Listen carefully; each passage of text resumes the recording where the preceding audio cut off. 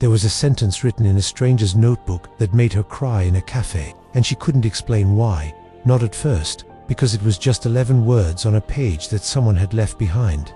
But those words unlocked something she'd been carrying for years without knowing how to name it. Maya was 36 and worked as a graphic designer for a mid-sized marketing firm in a city where everyone seemed to be launching something, building something, becoming someone worth noticing.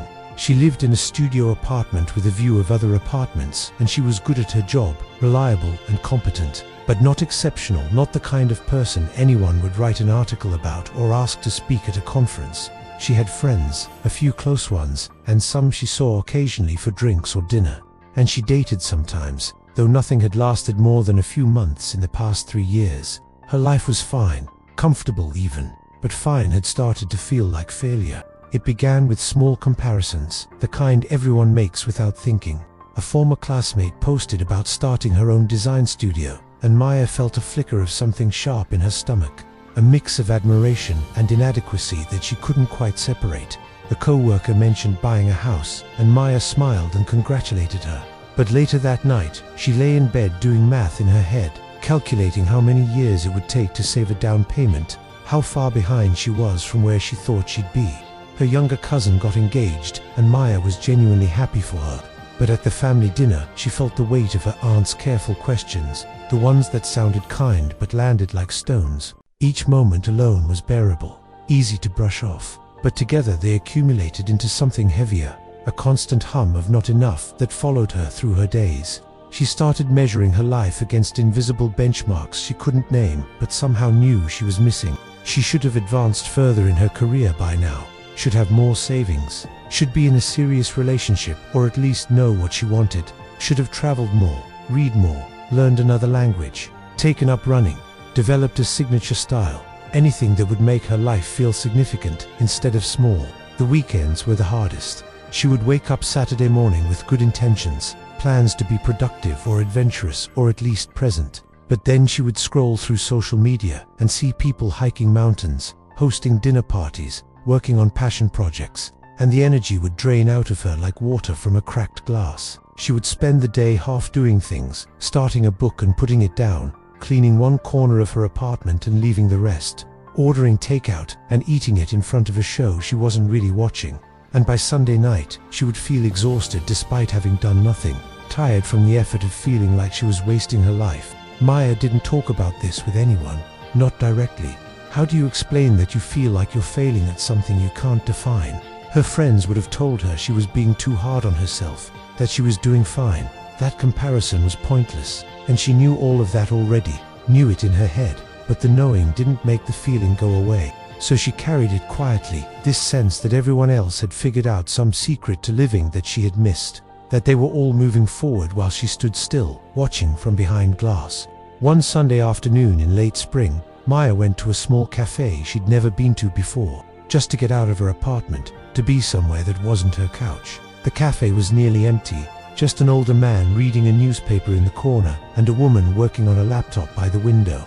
Maya ordered tea and sat at a table near the back, and for a while she just sat there, not looking at her phone, not doing anything, just watching the light move across the wooden floor. At the table next to hers, someone had left a notebook open, the kind with a plain cover and unlined pages. She didn't mean to read it, but her eyes caught a sentence written in careful handwriting near the top of the page. It said, "Enough is not a place you arrive at, it's a thing you choose to feel." She stared at those words for a long time, reading them over, and something about them felt like a hand reaching through water to touch something she'd forgotten was there. She thought about all the ways she'd been waiting to feel enough, waiting for the right job, the right relationship, the right apartment, the right version of herself, as if enough was a destination she could reach if she just worked harder, achieved more, became better. But what if it wasn't? What if she'd been chasing something that didn't exist, measuring herself against a finish line that kept moving because she kept moving it?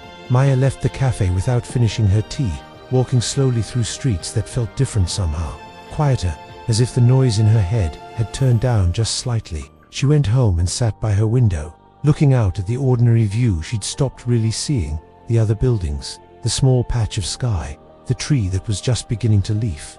And she asked herself a question she'd been avoiding for years. What would change if she decided her life, exactly as it was right now, was enough?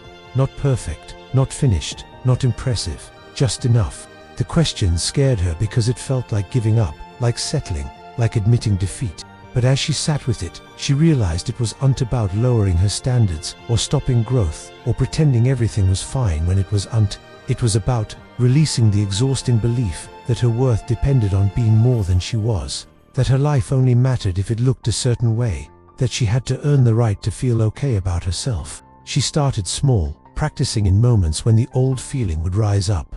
When she saw a friend's promotion announcement, she would pause before the familiar ache could settle, and she would say to herself, quietly, "Their success is not my failure." When she woke up on a Saturday with no plans, she would resist the urge to judge herself for it, and instead, she would ask, "What do I actually want to do today?"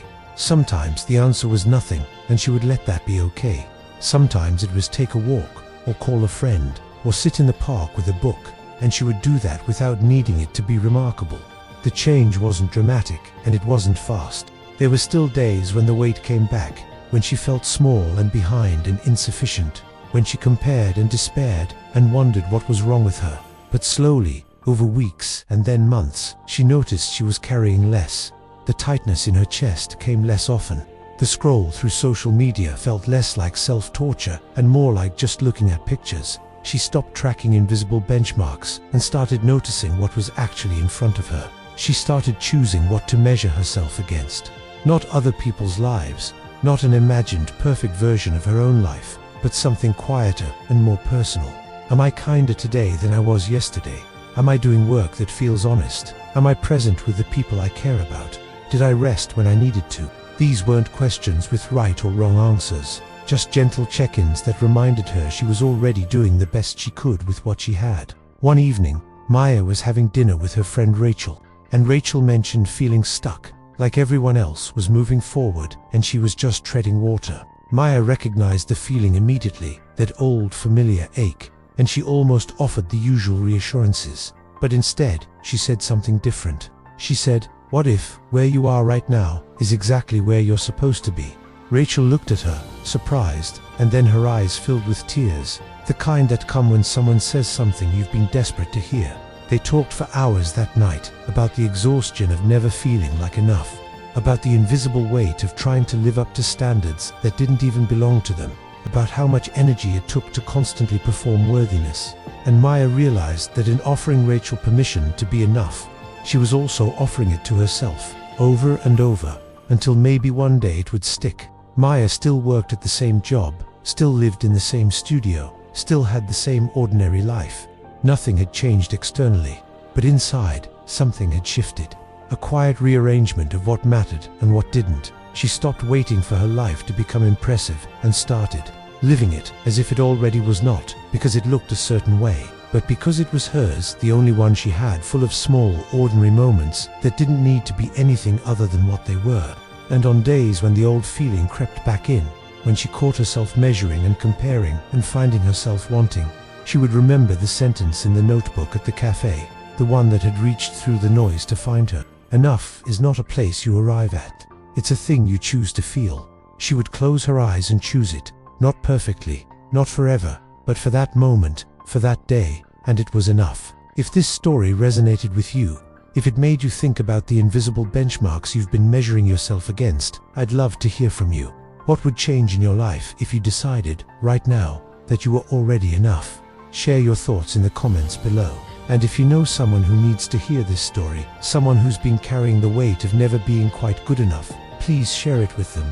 Sometimes we all need permission to stop chasing and start living. If you'd like more stories like this, quiet reflections on the weight we carry and the moments that help us set it down, consider subscribing to this channel. Thank you for being here, and remember, your ordinary life is more extraordinary than you think. Walk lightly.